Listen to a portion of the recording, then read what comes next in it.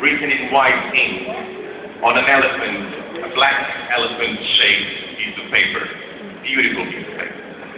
She gave it to me, and she said, keep this.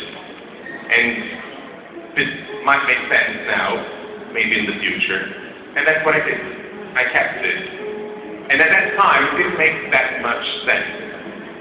I understood it was about choice, about making a choice. But only later did I realize how much that poem would influence my life and my career. And that's why I like to use this poem as an analogy when we talk about professional development. Because I think that professional development is like choosing roads. When we choose to develop ourselves, this is the road that we choose to take. And the genuine professional development is a road that is not taken, but it's a road that is less traveled.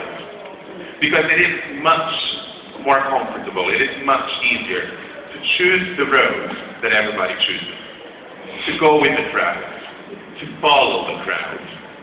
And in this talk, we're going to try and look at the road less traveled, the path to professional development that can make us different from everybody else, that can make us stand out in the crowd and become better professionals, hopefully, in the end. So, my story with professional development, my relationship with professional development confuses with the story of my life. Do you recognize that person? 2 years ago, when I was 16,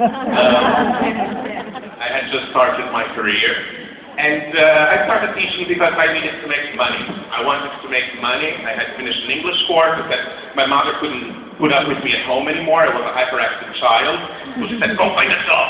Do something. And then I found a job as an English teacher. But that was not my career. That was not something I chose. That was an activity that I was doing to kill time, to make money. And I had lots of questions in my mind about what I would do. Would I be an actor? Would I be a lawyer? Would I be an executive? And meanwhile, I was teaching. And why did I think about all these other activities? And why did I not think about teaching in the first place? I was already in the classroom. I was already happy in the classroom. But I still considered all these other careers. But then it was too late. I had already fallen in love with teaching. I was already head over heels in love with my students. And above all, I was in love with English. And then I said, okay, fine. So all of these other careers, the ones that are going to give me recognition, the ones that are going to give me more money, the careers that my family would like me to have are not interesting. I want to do what I like to do, and I want to stay in the classroom.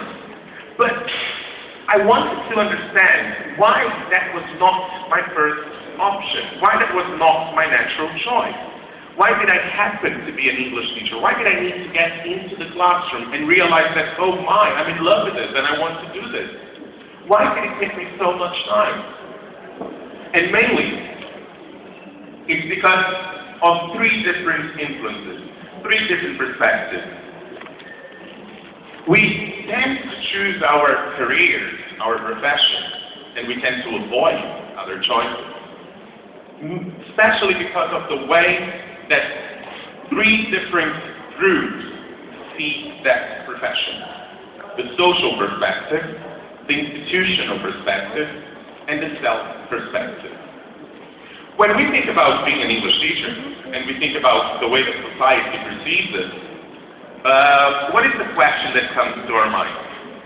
You've probably read the abstract, Mia mentioned that. It's a classic question. Are you only an English teacher? Do you also work? Yes, you work? No? You only teach, right? Fun, right? Or, as I heard before, when I decided to take up teaching as a career, people would see me and they would ask me, so Vinny, are you finally looking for a job or are you still with those classes? Aulinhas. And I'm like, they're not just classes, they're my career. But society in a way, had to simplify a lot of what we do. And it's not a career that is appealing. You don't usually get 15, 16-year-olds saying, oh, I want to be an English teacher, that's my dream. We don't usually get that. We usually get like, I want to be an engineer, I want to be a lawyer, I want to be a businessman, I want to be a molecular scientist or this, that. But the English teacher is something that happens. And then some of us fall in love with it. And then we decide to make it a real career. This also influences the way that the institutions look at us. And how do some institutions help this stigma, help this stereotypical image? Well, there are institutions that don't offer any training. Have you ever worked for an institution like this, or where they give you the books and they say you can start tomorrow? Institutions that will hire people without any qualifications. I spent 2 months in the United States. Oh, great, you can start. You're fluent. Great. Or institutions that don't offer you the opportunity to develop. So, would you hire a doctor just because they read a book about medicine? Would you go to that doctor? No? Oh, I did 2 months of an internship as a doctor. Great, please take some out of my appendix. You would not do this. So why do institutions accept less when it comes to teaching?